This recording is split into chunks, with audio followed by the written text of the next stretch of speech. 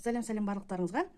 Бір жыл уақыт бойы мастер-класстар салмай қойған болатынмын каналыма. Бүгіннен бастап енді 7-сіне 2 рет видео салсам ба деген жоспар болып отыр. Бүгінгі мастер-класста осындай өздерінше болған мысық мүсінді брелоктар тоқитын боламыз. Бұл брелоктардың өлшемі қазір айтып жіберейін. Құйрығымен қосқанда 8 сантиметр. Бұл брелоктарға керек құралдар: ілмек, номері 1 керек болады.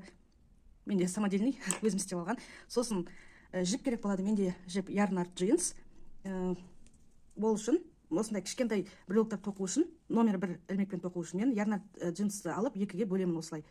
2-ге бөлінгеннен кейінгі бір бөлшегін тоқитын боламын. Ал егер де сіздер бөлмей осындай целиком тоқимын дейтін болсаңыздар, онда ілмек номер 2 аласыздар. Ілмек номер 2-мен тоқыған кезде осындай үлкен брелок шығатын болады сіздерде. Сосын брелокқа осындай основасы керек болады, холофайбер керек болады. Ал кеттік, бастаймыз. Бірінші қатар бізде шеңбердің ішіне 6 баған тоқып аламыз. Бірінші петляны санамаймыз. 1, 2, 3, 4, 5, 6. Шеңберімізді жабамыз құйрығынан тартып. Бұл бірінші қатар. Екінші қатар осы 6 бағанға 2-2-тен тоқып 12 баған қыламыз.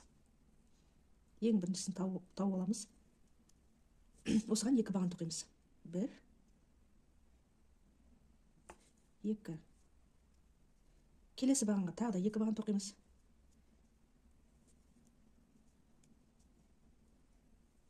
Осылай соңына дейін алдыңғы 6 бағанға 2-2-ден тоқып 12 баған шығарамыз.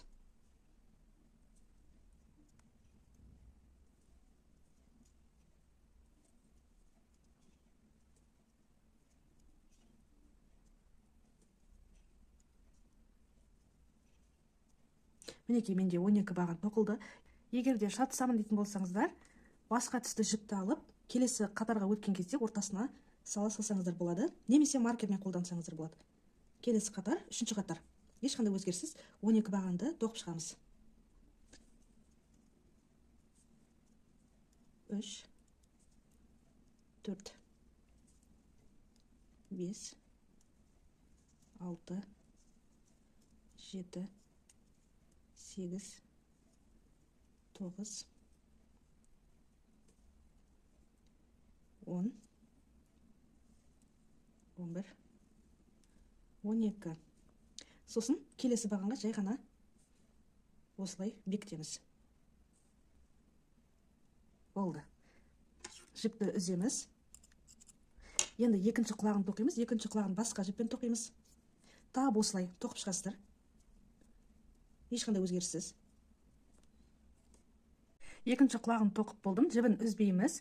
Бірден 3 тізбек теріп аламыз. Тоқып аламыз. 1, 2, 3. Сосын екінші тоқып қойған құлағымызды қосамыз. Осыны айналдырып 12 баған тоқимыз.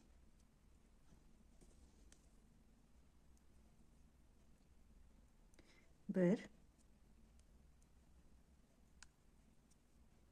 2, 3, 4, 5, 6,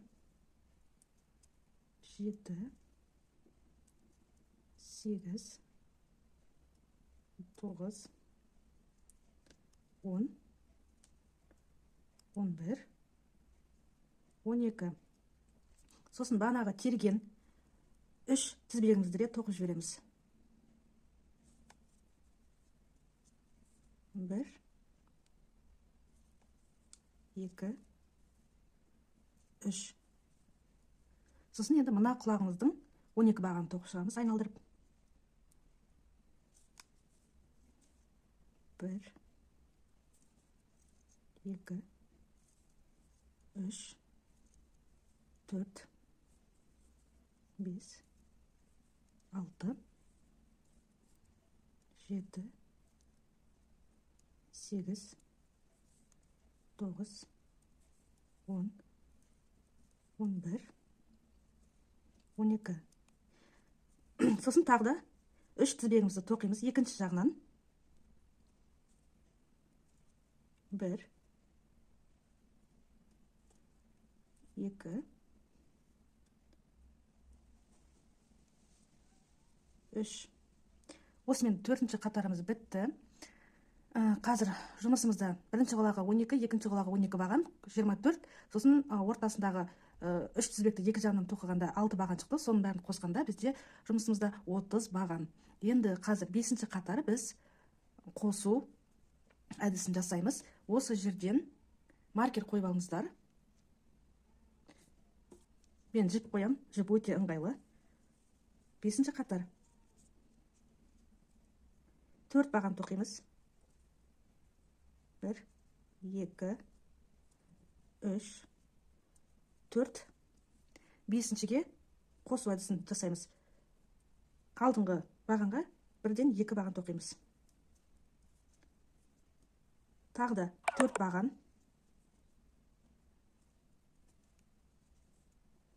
2.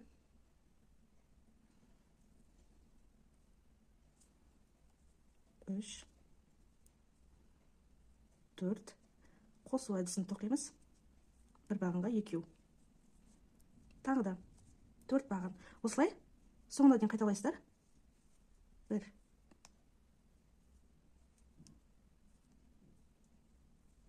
2.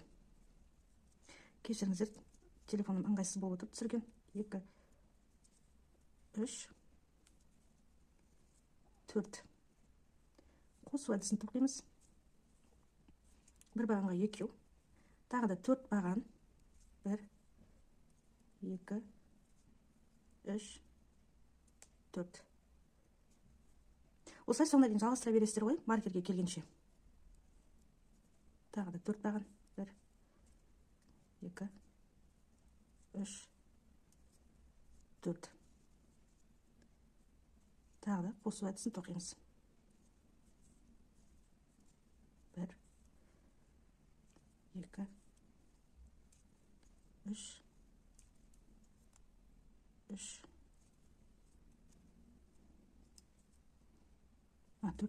Ең соңғы қосу әдісін тоқимыз. Сол кезде бізде жұмысымызда 36 баған болады. 6-шы қатар. 5 баған тоқимыз. 1, 2, 3, 4. 5. Қосу әдісін жасаймыз. Тағы да 5 баған. Жай ғана тоқимыз. 1, 2, 3, 4, 5. Қосу әдісін тоқимыз. Осылай соңына дейін маркерге дейін тоқимыз. Бізде жұмысымызда сол кезде 42 баған болу керек жалпы. Міне қыздар, осымен құлақтарын тоқып шықты. Ең қиын жері осы құлағы және біріктіріп тоқуы. Ары қарай өте оңай болады. Қазір біздің жұмысымызда 42 баған болса, сол 42 бағанды 8 қатар ешқандай өзгеріссіз тоқып шығасыздар. Не қоспайсыздар, не алмайсыздар. 8 қатар тоқып шығыңыздар. Енді қазір ең соңғы қосу әдісінде біз 5 баған тоқып қостық, 5 баған тоқып қостық, иә. Енді мына жерде керісінше қазір 5 баған тоқып алу әдісін жасаймыз. Маркерімізді қойып аламыз. Сосын мына жерде мына екі құлақтарын 8 қатар тоқып болғаннан кейін кішкене бүйтіп созып орнына келтіріп алыңыздар. Енді 8 қатардан кейін алу әдісін жасаймыз. 5 баған тоқимыз. 1, 2, 3, 4, 5. Алу әдісін, алу әдісін біз қалай жасаймыз? Мына жерде 5 баған тоқығаннан кейін мына 2 бағанды аламыз. Сосын бер жақ шетінен біріншісін ілмекпен бет көтеріп аламыз, сосын екіншісін де осылай шетін ғана, бер жақ шетін ғана көтеріп аламыз да, жұмыс жібімізді шығарып, екеуін бірге тоқимыз. Болды. Ары қарай тағы да 5 баған тоқимыз. 1, 2, 3, 4, 5. Тағы да келесі екі бағанды аламыз. Міне 1, 2. Осының бер жақ шетінен ілмегімізді кіргізіп алып шығамыз. Біріншісі, тағы да екіншісінен де солай бер жақ шетінен кіргізіп алып шығамыз. Жұмысымызды сосын екеуін бірге тоқимыз. Тағы да соңғы рет көрсетіп жіберейін. 1, 2, 3, 4, 5. Бер жақ шетінен көтереміз. Екінші бағанның бер жақ шетінен көтереміз. Жұмысымызды ілмекпен алып шығамыз. Екеуін бірге тоқимыз. Тап осылай маркерге дейін тоқып шығасыздар. Сол кезде бізде 36 баған қалу керек. Маркерге дейін тоқып болдым. Ең соңғы алу әдісін жасадым мына жерде. Енді келесі қатар 4 баған тоқып қысқартамыз. 1, 2, 3, 4 баған тоқыдық. 2 бағанды қысқартамыз. 4 баған тоқыдық. 2, 3, 4. Қысқартамыз. 4 баған тоқимыз. 2, 3, 4. Қысқартамыз. Осылай маркерге дейін тоқып шығасыздар. Маркерге дейін тоқып болдым. Енді әрі қарай 3 баған тоқып азайтамыз. 1, 2, 3. Азайтамыз. Екеуін бірге тоқимыз. Бер жақ шетінен алып. Тағы да 3 баған тоқимыз. Азайтамыз. Осылай соңына дейін тоқып шығыңыздар.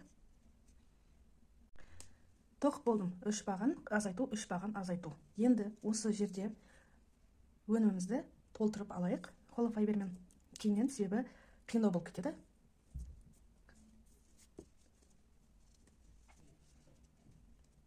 Келесі қатар енді 2 баған тоқып азайтамыз, 2 баған тоқып азайтамыз.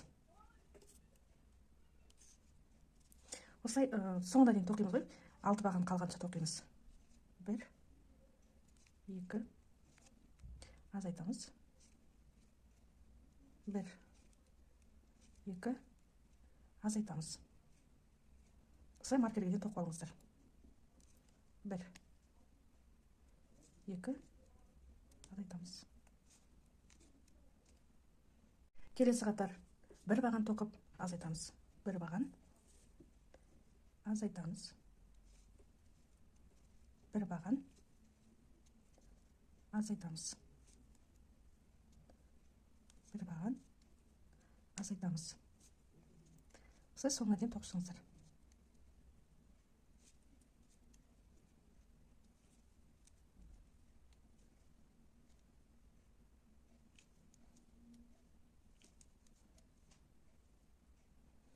Осылай тоқып болғаннан кейін бізде жұмысымызда 12 баған қалады.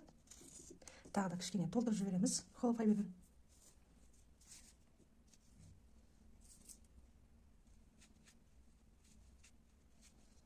Кішкене формасын келтіреміз.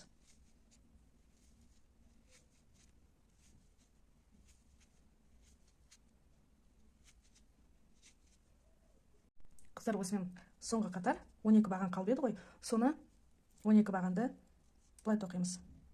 Ешқандай бағандар тоқымаймыз, тек қана азайту әдісін ғана жасай береміз. Бергі шет жақтан бірінші бағанның екінші бағанның шетін аламыз, тоқимыз. Тағы да бірінші бағанның екінші бағанның бер жақ шеттерінен алып тоқимыз. Тағы да бер жақ шетінен аламыз, екі бағанның бірге тоқимыз. Осылай соңына дейін екі-екіден азайтамыз. Сол кезде соңында бізде 6 баған қалады. Ол 6 бағанды сосын ілмекпен жібімізді өткізіп 6 рет жауып тастаймыз. Болды. Жібімізді үземіз. Маркер керек емес. Маркер менде жіп. Сосын әрбір бағаннан 6 рет өткізіп шығамыз. Бер жақ шетінен. 1, 2, 3, 4, 5, 6. Бекітеміз, қатты тартып жабамыз. Сосын кез келген жерден шығара салыңыздар. қорықпаңыздар, жібі шығып кетпейді.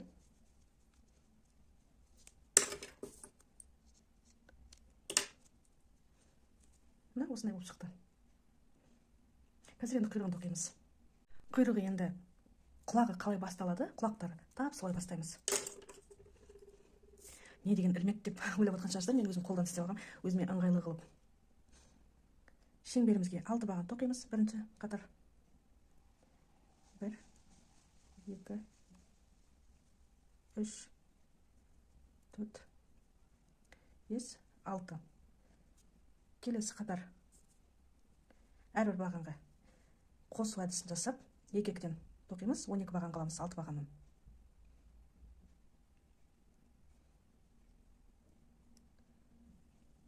2 3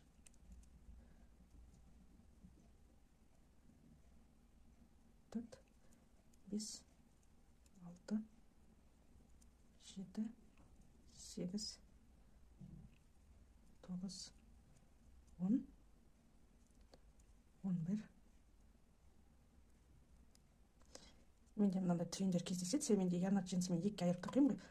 Сол кезде осындай түйіндер кездеседі. Мен оны ішіне қарай тығып жіберемін. Екінші қатар осылай 12 баған болды. Енді үшінші қатарда 3 баған тоқимыз, қосу әдісін жасаймыз. 3 баған тоқимыз, қосу әдісін жасаймыз. Солай тоқып 12 бағаннан 15 баған шығарамыз. 1 баған, екінші баған, үшінші баған, келесі төртінші бағанға екеу бірден тоқимыз. Тағы да 3 баған, келесіге бірден екеу тоқимыз.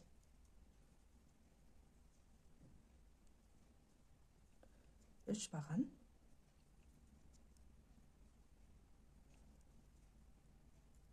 ең соңғысына бірден 2 баған тоқимыз. Үшінші қатар бұл. Келесі 2 бағанды ешқандай өзгеріссіз 15 бағаннан тоқып шығамыз. Ары қарай осы 15 бағанды 6 баған қалғанша азайтамыз. Әр қатар сайын, әр қатар бір бағаннан азайтып отырамыз.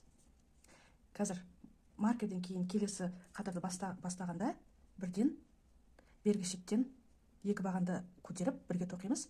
Міне біріншісі, сосын екіншісінен аламыз. Бірге тоқимыз. Ары қарай маркерге дейін 13 баған тоқимыз. 1 2 3 4 5 6 7 8 9 10 11 12 13. Маркерге дейін тоқыдық. Осылай тоқи беріңіздер. Сосын кішкене жабылуға сәл қалғанда, мына соңғы жағын ғана холофайбермен толтыра салыңыздар. Кішкене мына жері үлпейіп тұрсын. Қазір менің жұмысымда 9 баған қалды. Қазір санап жүрейін, неше қатар тоқығанды. 1 2 3 4 5 6 7 8 9 10 11. 11 қатар тоқығаннан кейін кішкене мына жерін толтырып жібереміз. Кейіннен қиындау болады. Енді мен қазір 3 қатар ғана тоқимын. 3 қатар тоқығаннан кейін менде 6 баған қалады. Сол 6 бағанды мына жерде қалай жаптық? 6 бағанды қалған жібімізді кесіп тастағаннан кейін жіп қалады. Сонымен тартып жауып тастаймыз. Болды. Мына жерін ғана толтырасыздар. Мына жерлерін толтырмайсыздар. 6 баған қалғанша тоқып шығыңыздар. Менің жұмысымда қазір 7 баған. Ең соңғы қатар тоқиын деп жатырмын. 2 бағанды бірге тоқимыз, қысқартып. Бергі шеттен алыстар, ұмытып кетпеңіздер. Ары қарай 5 баған тоқимыз. 2 3 4 соңғы 5-ші баған. Жібімізді кесеміз. Сосын мына қалған 6 бағаннан өткізіп шығамыз. 1 2 3 4 5 6. Айттым ғой сіздерге, ешқандай да қиын емес. Қиын кез ана 2 құлағын тоқыған кезде болмаса, өте оңай. Кішкентай қалып қойған жіптер болса, осындай брелоктарға тоқып жіберуге болады.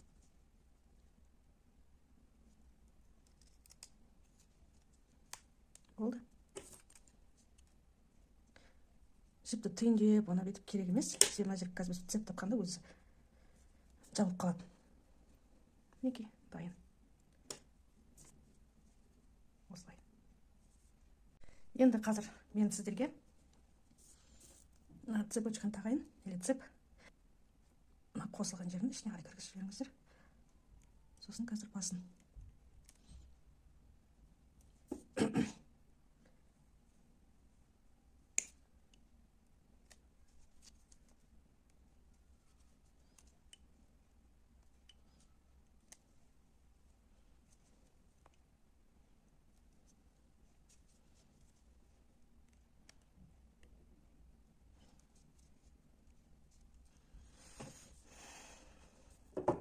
Сосын астына басын қазір.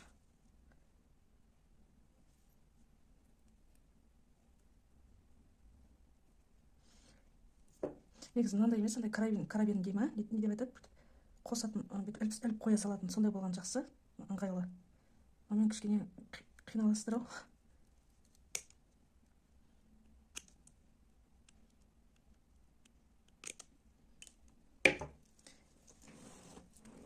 Мінекей, дайын. Енді қазір бетін, көздерін, мұрындарын қалай оформить ететінді көрсетіп жіберейін. Өздеріңіздің енді фантазияларыңызды қосасыздар, қалай оформить ету керектігін өздеріңіз білесіздер. Мен өзімдікін көрсетейін. Қақ ортасын, құлақтың екі ортасынан қақ ортасын тауып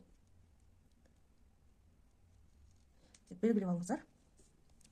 Сосын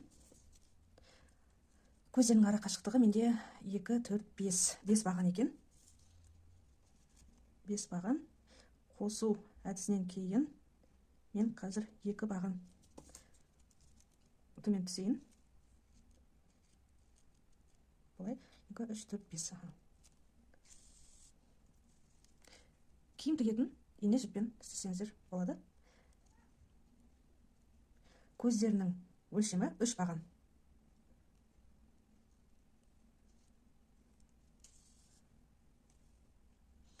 Көзін осылай 3 рет өтіп шығамын.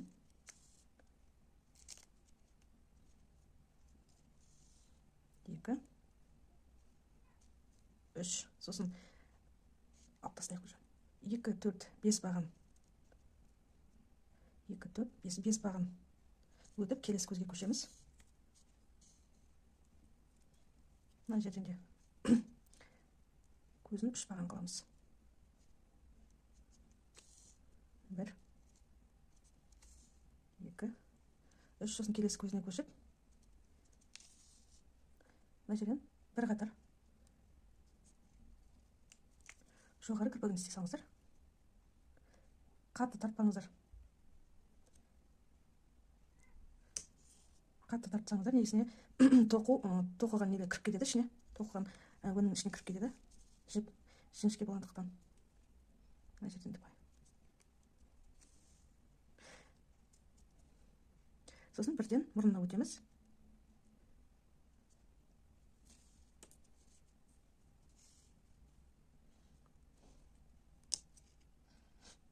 Мұрнына ортасына аламыз. Примерно осылай қарап алыңыздар.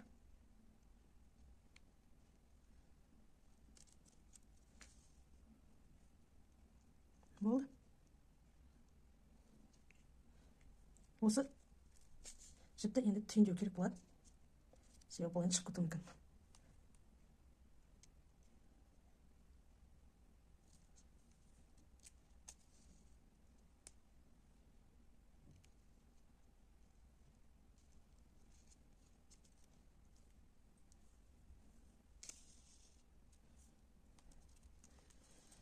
Болды. Дайын. Керемет, өзіме ұнайды. Енді сіздерге түлкі жайында айтып кетейін. Мына жерде түлкі бар, тоқылған. Бұл енді кішкене мына мысыққа қарағанда өзгеше. Егер де бір 50-100 деп айтпай-ақ қояйын, хотя бы бір 20 лайк жиналса, мен инстаграмға салып қоямын. Себебі енді қайта-қайта түсіре берудің керегі жоқ деп ойлаймын. Екеуі бір-біріне өте ұқсас. Айырмашылығы тек қана мұрнында, кішкене мұрнын қосып тоқыдым, сосын айырмашылығы құлақтарында. Ол басқа ешқандай да айырмашылық жоқ. Егер де керек десеңіздер, пікір жазыңыздар, лайк басыңыздар. Келесіде осы түлкінің мастер-классын инстаграмға салатын боламын. Салған кезде айтамын, салдым деп. инстаграмның парақшасын осы инфобоксқа, ақпаратқа ютубтың астына жазып кетемін. Сосын сіздерге тағы да бір көрсеткім келіп тұрғаны, егер де сіздерге ұнап жатса, осының да мастер-классын түсірсем ба деген ой болып тұр. Мынандай кішкентай балаларға сумка, ішіне телефон салуға болады. Мынау енді соңына дейін біткен жоқ. Мындай. Егер де керек десеңіздер, осыған да мастер-класс түсірсем бе екен деп ойлап отырмын. Мынау біріншісі, ал мынау мен өзімнің қызымның 9 жастағы қызымның ұстап жүрген сөмкесі мынандай. Ең бірінші қосы тоқылған болатын. Әдемі, өте ұнайды тұрады. Сосын артында замалы. Замок жабылады, ашылады, телефон ішіне салынады.